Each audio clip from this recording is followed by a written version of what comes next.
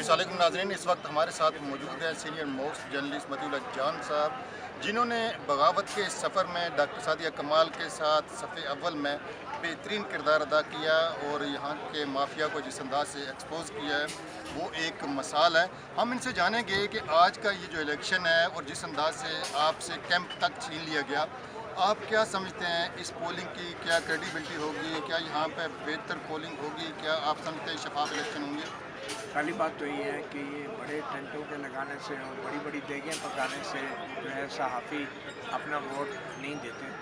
सहाफ़ियों ने कारकर्दगी पे वोट देना है और सहाफ़ियों ने ईमानदारी पे वोट देना है।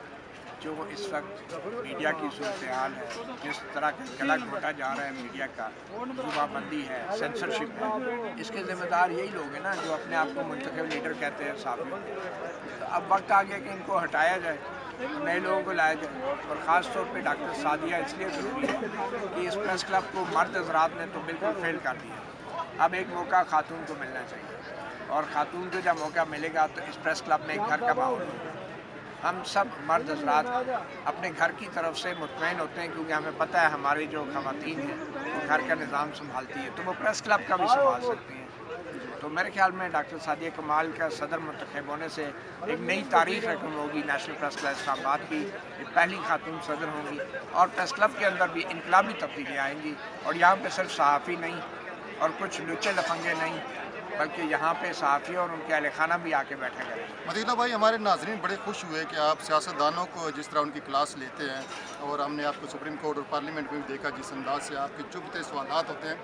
आपने अपने मासबे के लिए मीडिया के हवाले से भी बड़े जेन्युइन सवालात उठाए हैं। क्या आप समझते हैं कि ये जो करप्शन की यहाँ पे देग पक रही है, क्या इसका ख़ात्मा जल्द या बदेर मुमकिन है? जी बिल्कुल मुमकिन है, अगर हम अपनी स्ट्रगल जारी रखें। कोई भी चीज़ नामुमकिन नहीं है।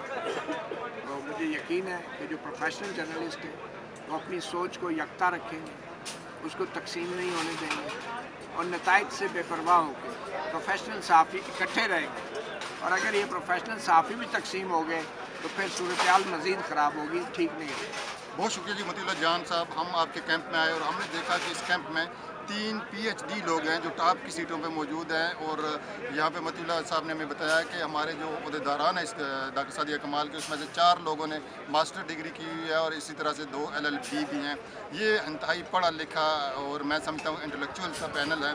उम्मीद करते हैं कि हमारे वोटर जो है मेरिट का ख्याल रखते हुए पढ़ी लिखी क़यादत को मुंतखब करेंगे।